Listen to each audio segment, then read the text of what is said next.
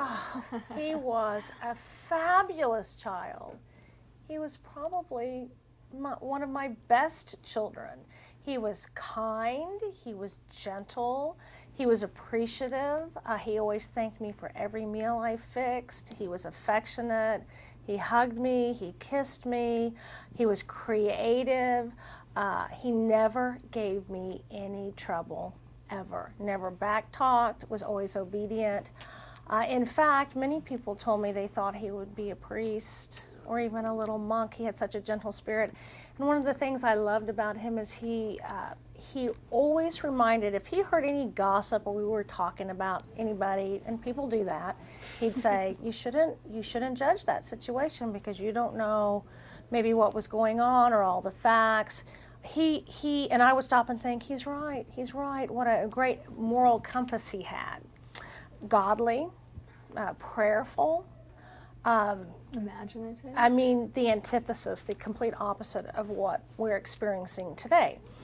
So it's pretty shocking to see where we've come from. I know people were probably thinking, well, did you see signs? Now, he was a little unusual. He was a little different. He was a little slower to walk and a little slower to talk, and he had some cognitive things that weren't as sharp. He was a little slower to tie his shoes and hold his fork, but I'm like, who Nothing cares? that makes you Nothing, think, yeah, you know. nothing, certainly no connection to mental Sure. illness.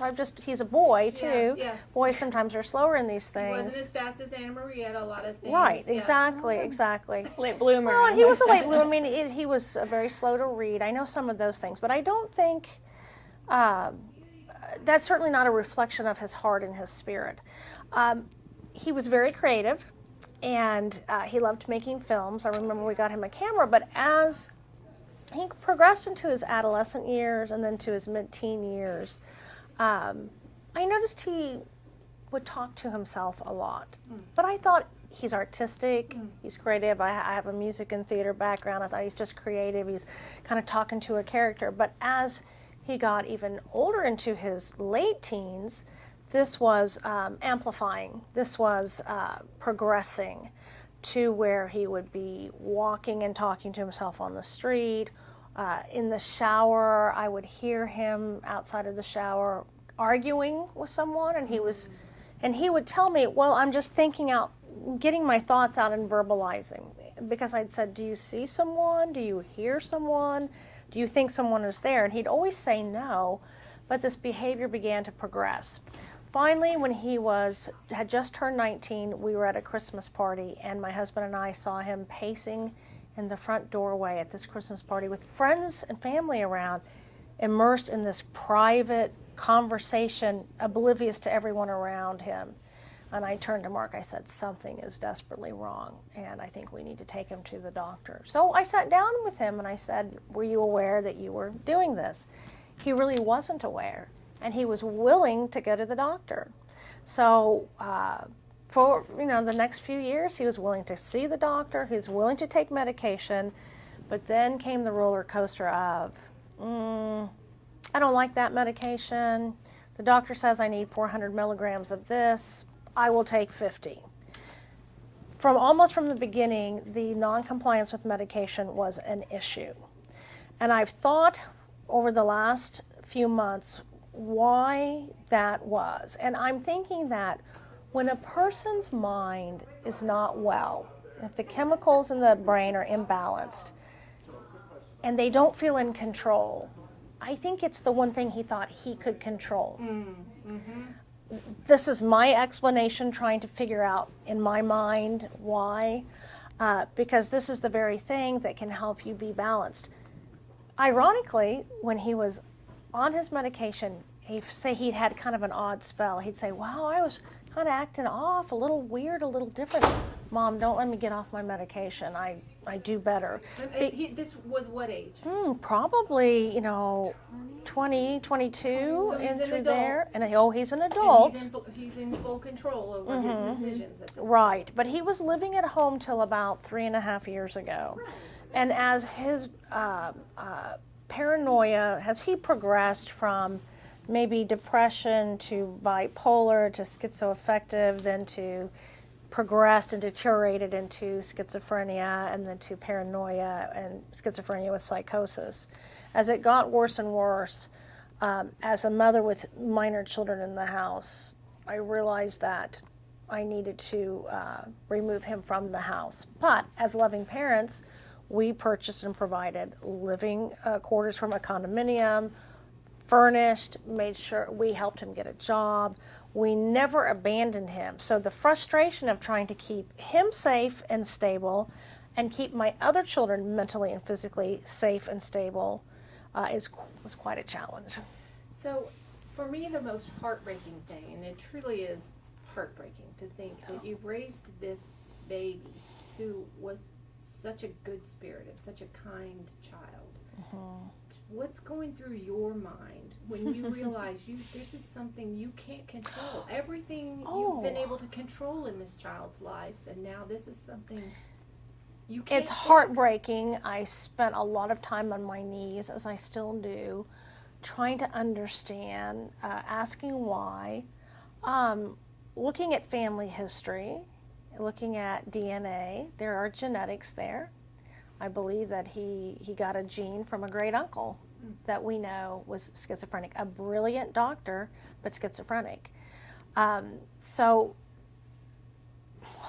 I've learned in the last 12 weeks there are things in life you cannot control. I couldn't control what happened to my husband on August 23rd, and I couldn't control mental illness in my son, but I can control the response that we have to it in order to reach out and help people like my son with mental illness.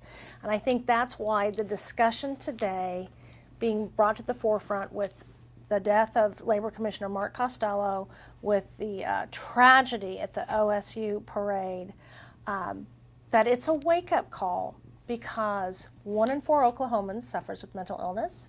1 in 5, suffer with mental illness. 1 in 4 with a mental illness and an addiction. And the quick explanation on that is some medications do have side effects, and their brains are used to feeling one way, and when it comes into balance, sometimes that feels off for them. When the rest of us see them as being normal, that doesn't feel normal for them, because their brain has lived in has had a different memory, like a muscle memory in the brain, so they don't want to self-medicate. They self-medicate. Find another chemical to exactly try to mimic that feeling that right. feels normal. Because they know they don't feel well. So that's an issue. We're 46th in funding. We were 48, so we've come up a little bit. We have a lot of work to do, and the Costellos are not the only family in Oklahoma who have suffered with a family member with mental illness. And not all mental illness presents in violence. Let me make that clear. Yeah, that's an important absolutely. thing to know. However, I think it's kind of stunning to find out as we are going on this journey that we've learned of 3 families just in the last few weeks who have lost a parent, and in all cases a mother, through a violent act. But when your brain is paranoid and you believe that person is hurting you or chasing you or has the FBI going to hurt you, that's their reality, and they think they need to protect themselves. So was part of Christian's mental illness fixated on Mark? Yes. What the last 3.5 years. Well, because Mark was a great, strong father figure, and he loved and admired him growing up. Yeah, my dad was a man's man, and you don't meet too many of those. He was our hero. There are attributes that I hope to aspire to fill and to be like him, as I do believe some of my brothers want to be that way as well. And so I think for my brother, he definitely wanted to, be like my dad, but because he had this terribly frustration of suffering with this mental illness, I think that sometimes the father-son relationship is complex, is difficult anyway. And with my father being in political office, he had this paranoia, and from Christian's perception, again, whether it was reality or not, that was my brother's reality. He believed that somehow my father had connections or was somehow involved with the FBI and was spying on him or somehow after him. Like I said, there's the film called A Beautiful Mind with Russell Crowe, and in that film, it shows how he believed certain government, certain agencies were after him, and he really believed that. This is That reality. was his reality. That wasn't the rational reality. That wasn't the case. But you have to understand people's perceptions, and you have to kind of try to level with them and see where they're coming from.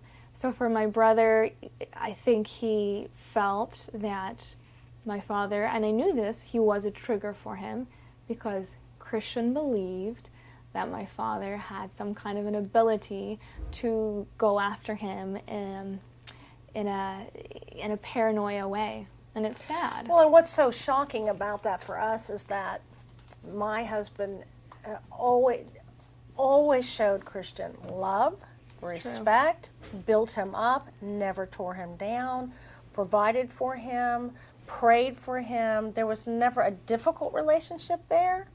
Like Anna Marie said, he admired his dad and wanted to be like him, but there wasn't a, you're not good enough sort of thing. There was never that. Let me make that clear. This wasn't an issue of, my dad was a bad guy. Right. It's truly, this mental perception. And by the way, it wasn't just Mark. We had other friends and family members that he would go through this phase of fixating on them and thinking, he was borrowing one of our cars and was convinced that the mechanic had done horrible things to the car, and he wanted us to have him arrested, and he wanted us to confront him.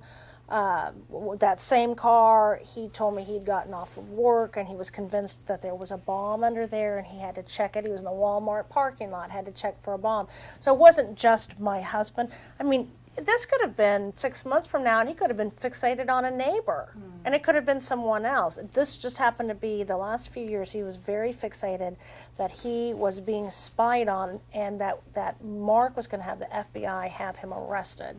There's absolutely no ground for this, but as Anna Marie said, that was his reality because he had paranoid schizophrenia and had broken into psychosis. And you said that on that day he notified you, I'm off my medication. We went to dinner. No, I think we need to also clarify something, if you don't mind me interjecting. The papers or the news said there was some kind of a fight or there was some kind of a... They said that there had been a fight in the morning and we had gone to reconcile. Yeah. Completely Untrue. False. It was a phone call, hey dad, hey mom. Which they met frequently. So this wasn't like a... Matter of fact, Mark and his father had been meeting every other week for the last several months. Christian and his my husband Mark, had been meeting after we had a very rough winter with him last year. September, October, November, December, he had 5 hospitalizations. Finally came out, started a medication. He started lithium, I don't mind telling you, and seemed to be getting on his feet, and Mark was meeting with him every other week because he would give him money and he wanted to let him know he loved him and he wanted to look at him to see, are you okay? Are you being abused? He had some unusual relationships in his life, so we worried very much about that. Are you cold? Are you hungry? What do you need? And I mean, and it was scheduled in. He could be speaking with the governor and then go, I got to schedule this in and I'm going to see my son. In fact, my husband was strongly encouraged to run for Congress, and when our district seat opened up, when Coburn stepped down and James Langford stepped up to run for U.S. Senator, that very evening, from the lieutenant governor down, people were calling, you need to run for this office, and we prayed very hard about it, and Mark decided not to run, which was stunning because he wanted to be a congressman since he was 10, and he told me... He wanted to be Congressman Costello. You thought that would be amazing. It was a lifelong dream of my father's. I knew that he desperately wanted this, but my father loved his son more than he loved himself. Yeah. And so he felt like... I'm in New York City. My brother Ian was in the forests of Peru. He's one of these... I don't know. Science guy. Love science, and the rest of the kids, we were doing okay. We were on our feet. We had our own lives, but he gave up his dream to be present and to be a call away And for my available. brother and available for my brother Christian. He decided not to run because he told me I'll be in Washington and my son is ill and That needs boy me. was the reason he gave up his dream. Oh, yeah. So on that day when he, you guys, were you there? I was, at and the- it was a very last minute decision. They usually had their father-son time. I had actually taken him grocery shopping 3 weeks before. Mark had just gotten back from Ohio the night before. Americans for Prosperity. Ted Cruz had spoken. Mark had seen Ted, and for the third or fourth time that they'd met. It was an exciting event. I picked him up the next day. We went to church. We came home. We had coffee. He was showing me video of the different candidates. Very excited. And he said, "I'm going this afternoon to meet with Christian." Mark believed work affords its own reward. And in fact, do you know our state motto for Oklahoma? Do you know what it is? I'm sure I do, but it's been a long time since I was Miss Well, Oklahoma. let me tell you something. I'm stunned how many people don't know, even within government. And it's on the back of my husband's card. Labor conquers all. Now, I believe love conquers all, but do you think about that? When you can work, you can feed your family. You have confidence. You feel productive. I believe we're created to be productive, to work. And Mark saw, as the labor commissioner, looking at the wage earner, that if people are working, they're more apt to feel better about themselves. They're more apt to take their medication. They're more apt to engage in relationships with family and friends and coworkers. To build self-confidence for everyone. Right. So Everyone. Absolutely, it's a great thing, and I think that's why it's our state motto. So he had become aware of a program on 23rd in Pennsylvania and Oklahoma City through Health and Human Services that helps people like our son. They have some evaluation, they find out what skills you have, and they try to get them back into the job market. And that's why Mark went to meet with his son, always thinking about helping him get on his feet. So at the very last minute, I said, and I was very exhausted. We'd just taken a child and got her all enrolled in college in Mississippi, University of Mississippi. I said, as he was walking out the door, "Would you like me to go with you?" He said, "Well, you don't have to, but it would be really nice if you went." Well, let me tell you something. How happy I am that I went. My husband was, after we ate dinner, Christian announced that he had quit taking his medication, but the meal had been fine. We were at a cafeteria, and he said, "I'd like to go back to Brahms, drop me off there." He had a apartment about a minute from there. He says, "Just drop me off at Brahms, and I would like to talk to Dad privately about my girlfriend, Mom." Well, we were always respectful, so I stayed in the car. They went inside. A minute late, literally a minute, because I could tell from my phone I had texted my daughter. Maybe 60 seconds later, he was at my window, and he was covered in blood, and his throat had been slashed, and he'd been stabbed in the face and the head. And I jumped out of the car, and I begged Christian to stop. I intervened. He threatened to cut my throat. I was screaming at people to help. People were frozen. I think it was such a shocking thing to see, and it was so gruesome. I eventually got my husband in the front seat of my Toyota Sienna, and I got in the seat right behind him and shut the door as some other people locked it. Other people who had heard me screaming, literally driving down the street, had confined my son. I was able to put my arms around my husband from behind, and I knew he was dying. I mean, I understand enough that when you've had your jugular and your carotid artery cut, but he bled to death in my arms. But I was able to pray with him and ask God to forgive him of his sins. I told him I loved him. And I was so privileged to be his wife for nearly 34 years. And no greater love has a man than to lay down his life for another, and that's what my husband did. So we as Oklahomans need to come together, because I don't want this to happen to another family. And what I want people to understand is it's not just the Costellos. You hear about it because Mark was a great public servant. He would have been our next lieutenant governor, and probably eventually our our governor.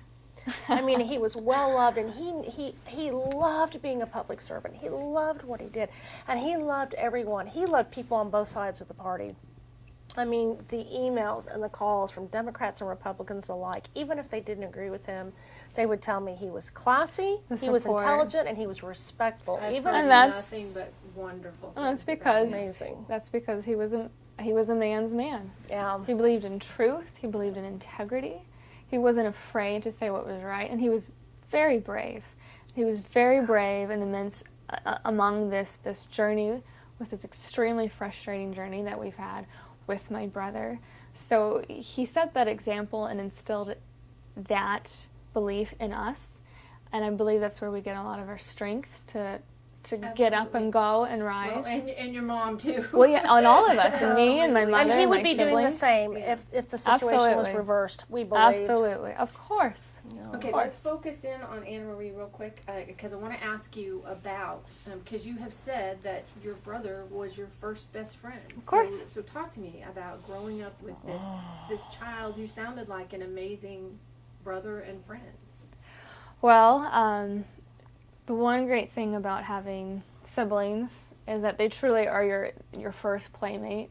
You interact with them the most, you imagine things with them. You get to have that free childlike way of developing your spirit. And I was, as you go through life as a small kid and you develop and grow, I did that with my best friend, my first best friend, my playmate, my blood, and that was my brother. And we kind of discovered this whole world together as we grew up. He was my best friend. He was the first person that I remember experiencing true and honest and pure love. I distinctly remember feeling and knowing that I loved this boy, and what a beautiful gift. And from him, I remember having love in my heart for him.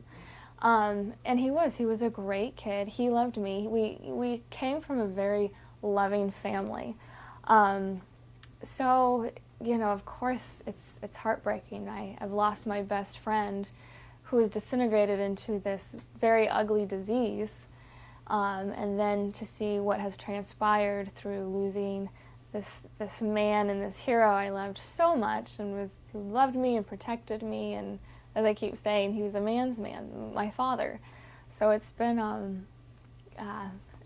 cross that I don't really want to carry, but I will. Were you able to stay in touch with your brother at all? I mean, were you able to continue to communicate with him, or had he disintegrated so much that? He, when he was manic and when I believed he was unstable, I would shy away. But there was only so much that I could intervene and help. When someone is belligerent in their behavior, there's only so much that you can do, and you have to kind of be smart with your own personal well-being. So when I could, I was available, and when I felt the need that I wasn't, I removed myself.